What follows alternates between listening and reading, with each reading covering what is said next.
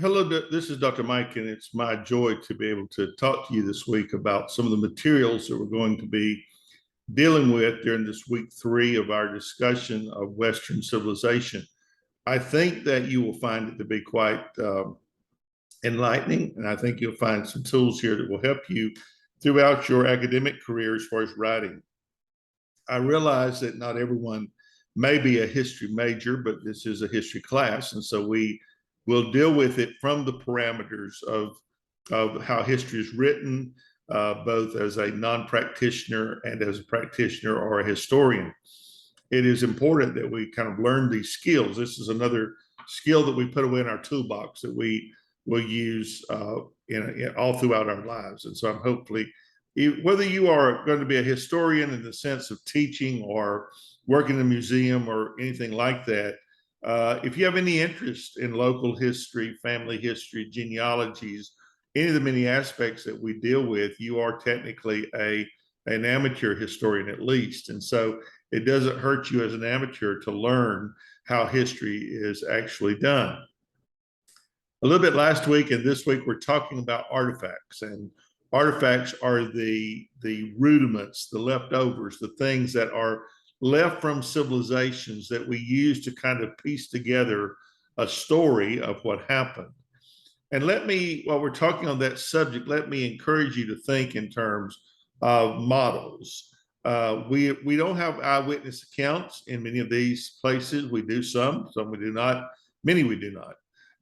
And so we have to piece together, or we have to model a story of why these things are important. I think I mentioned to you in earlier discussions that we often go through the garbage dump, if you will, of a ancient civilization, because it tells us so much about how a society survived and lived and what the foundational elements of that society were. It's much like someone stealing your garbage, going through your garbage, getting out your credit card numbers, and then being able to piece together all your purchases that you have made over the last month. Not a cool thing for that, but hopefully with what we do with archaeology, this is more helpful because we do look at those things, but we don't get down to the nitty gritty details. We don't know why.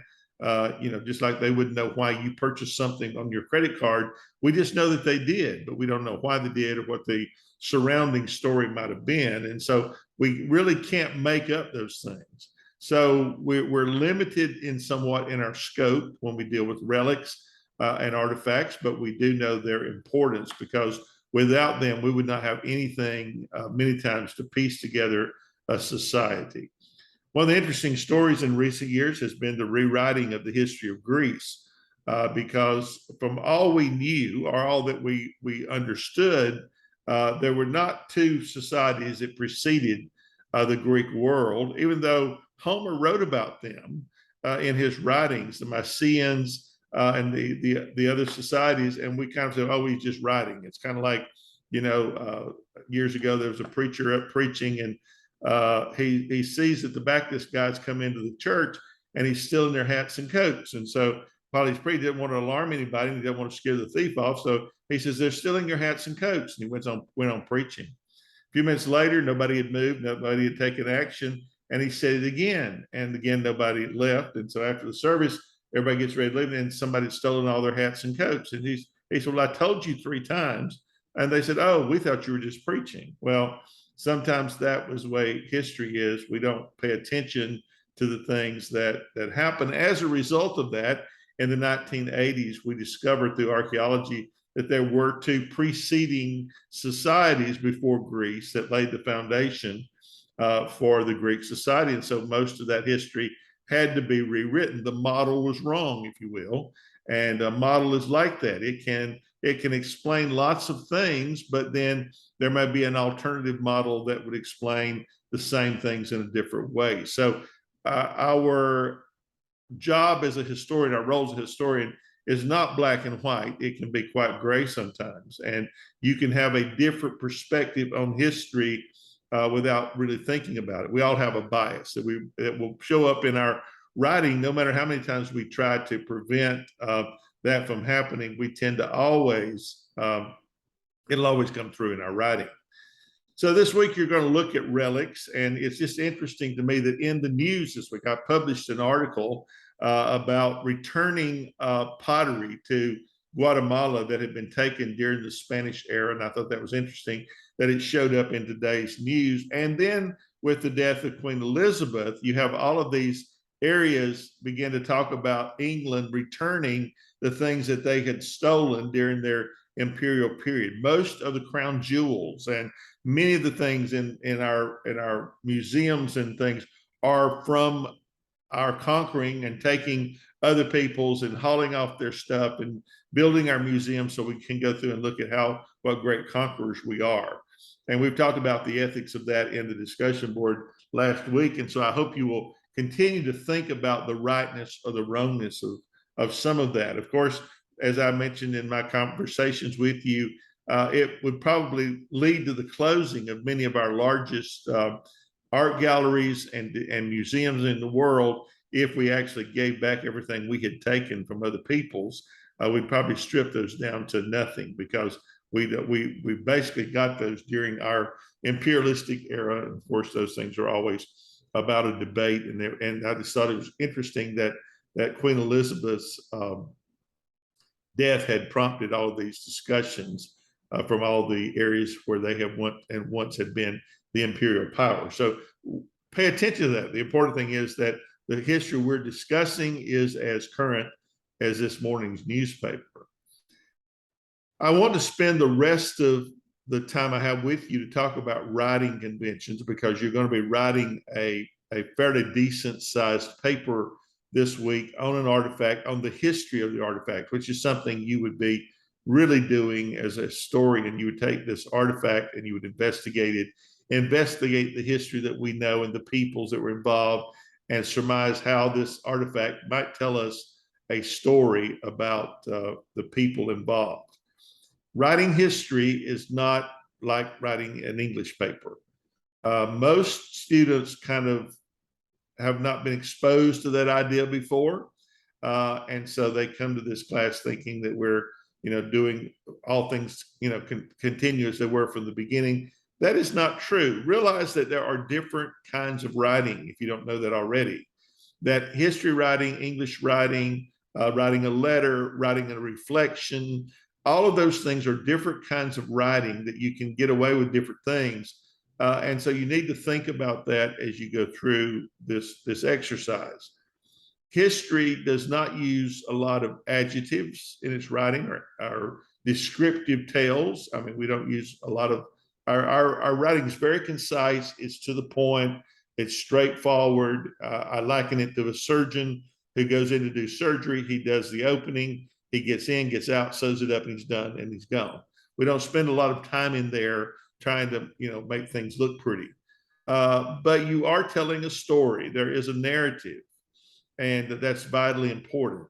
Always start your paper with a brief introduction, which I would say no more than a half a page, in which you introduce the artifact this week or the subject you're writing about, and you make a few comments about the history around this artifact, where it was found, who found it, briefly. You're not telling the whole story again.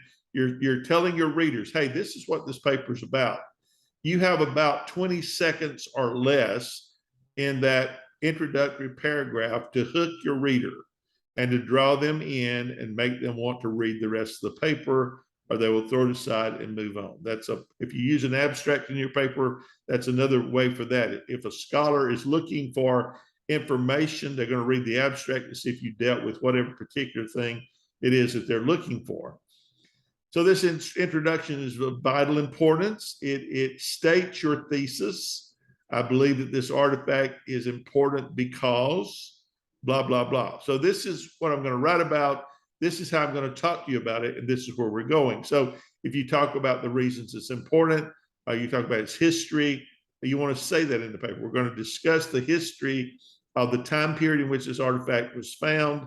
We're going to talk about the significance. And then you fold into your second paragraph and write your paper. And I'm a firm believer that if you get the introduction right, that the paper writes itself, because you already have the outline and you follow the same sequence of steps in the paper as you did in the introduction. I've been teaching writing for a long time, and I see things over and over. These are things that are a must. Number one, indent the first sentence of your paragraph. Number two, use double spacing, and you do not need extra space in the paper. Get rid of all this white space. When you indent, you do not need a space between paragraphs. You do have to have a cover sheet that is APA standard, and then you start writing on line 1 of page 2. Number your paper in the upper right-hand corner. Do not number the cover sheet. So you will tell it to start that page 1 is different. So it will start page 2 on page 2 and carry you through the paper. You do need a reference page, and you need your sources. Those sources should follow the APA guidelines. They should be in alphabetical order. Your spacing should be correct. One thing that I prefer, and it's just a preference, it's a note you get in APA that your teacher may have a different preference than other people. On your sources, I like to see those single spaced with a space between them. And of course, you do indent them properly. So you indent second and following lines. First line is left justified. Everything else in that is going to be linked over one tab. So that's just personal preference. You get old, you get contrary. You like to see things neatly done. And I will say that about neatness. 90% of your paper is about presentation. So when you get ready to save it the last time or save it, then go through and be sure that all of your formatting is correct. And then if you made changes, save it again. You don't want things bleeding up on another page. You can go through and use all kinds of conventions to edit, but you don't want it bleeding up on the other page. Editing is another issue. It is my pet peeve in the world. I grew up when I had to do papers on a IBM typewriter with a ball element. We had to use footnotes, so there was no such thing as APA. And so to get the footnote numbers right, you had to roll your carriage up, type your number, roll it back down, then go to the bottom of the page, type your footnote in. None of that is done today because Microsoft Word is such a wonderful tool. But you do need to edit your paper.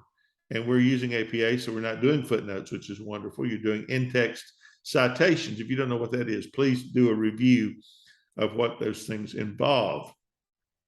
You should put as much time into editing your paper as you do in writing it. That is the number one thing. We don't just write, save it, post it, and be gone with it.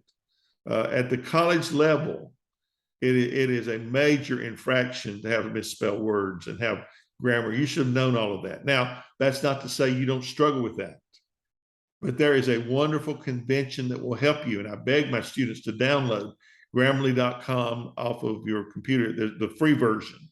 It will change your life, not only in this class, but every other class where you do anything, where you write emails. You do not want things as a college graduate and a student to go out of your hand with misspelled words. People will judge you about that. You'll be marked for life. When I worked for BMW for 10 years down in Greenville, I always got the emails from the president of the company before they went out to check them for grammar because he was German. You can understand when you're jumping languages, that is kind of a valid issue. Or some of us that are born in the southern states, and I grew up in the mountains where you had to pipe sunlight in, I have to really watch my southernisms. You do not type like you text, and texting has been a terrible addition to ruining our language because we type in textese. There is no place for textese in your paper. But Grammarly checks all these things, points them out to you. And if you will run your paper through Grammarly and run it through the Microsoft spell check, you will get rid of 99% of your errors. So I get really frustrated when I get a paper from a student who hasn't done any editing. You've got free tools, you have a computer. There is no reason for these kind of errors. And passive voice, Grammarly will mark that out. You want your subject doing the action, not the action done to the subject. So those are just some things that I wanted to mention to you about writing this week. You don't have a reflection paper because this is your paper. Now, another thing about that paper, you do not use pronouns I think, I believe, I, me, mine. This is a formal academic paper. You do not express your opinion. Your opinion is expressed by your sources, who are your expert testimony. Now, you are choosing the sources. That's where you influence the paper, but you don't talk about, well, I feel. There is no touchy-feely in history paper writing. It is about academics, about support. I liken it much to a courtroom drama where you go in and you have two sides. You pick a side in this paper. You're arguing a point. And so you make an opening presentation to the jury. That's your introduction. This is where we're going with this case. These are how we're going to get there. And then the other side makes their statement. Then you start the trial. You bring expert testimony to the trial, eyewitnesses, and that kind of thing. Those are your sources that you will use to support your claims about this artifact, about its importance. Who says it's important? What are his credentials? And why is he important? And remember, this is an academic paper. You want to use academic sources. Do not use Wikipedia in a history paper, or you will be shamed out of the history profession. Mainly because Wikipedia is a open source. Anybody can go on and change the writing and make it whatever they want it to be. Sarah Palin, years ago, when she's running for vice president, does this presentation in Boston about the midnight ride of Paul Revere, and she scrambled the history terribly. One of her adherents went on Wikipedia, rewrote the story to match Sarah Palin's version and posted it. And of course, any kid that was using that for a history paper got the wrong view of who Paul Revere was. So you don't want to use Wikipedia. Sometimes you can go look at them. You might get an idea for an outline, or you might get an idea from sources or whatever if the article is well done. But this is an academic paper. Look at your sources. Don't use history.com as a main source. You're looking for, first of all, if you need primary sources, you want something written from the time. You can talk about 10 Commandments. You can talk about the Code of Hammurabi. You can talk about the Epic of Gilgamesh. Those are all primary sources because they're written back there at the time. And then secondary sources have been written about those things since. You want to separate those on your reference page. Primary sources, these are they in alphabetical order. Secondary sources in alphabetical order, and be sure that they are formatted correctly. If you have any questions, go and look at the LibGuides for APA. Well, that's enough said. You'll get feedback from your paper. Incorporate feedback. Always go back and look at comments on grading of everything so you can improve yourself. I'm not here to hurt you. I'm here to help you. My grandmother always said, that which doesn't kill you will make you better.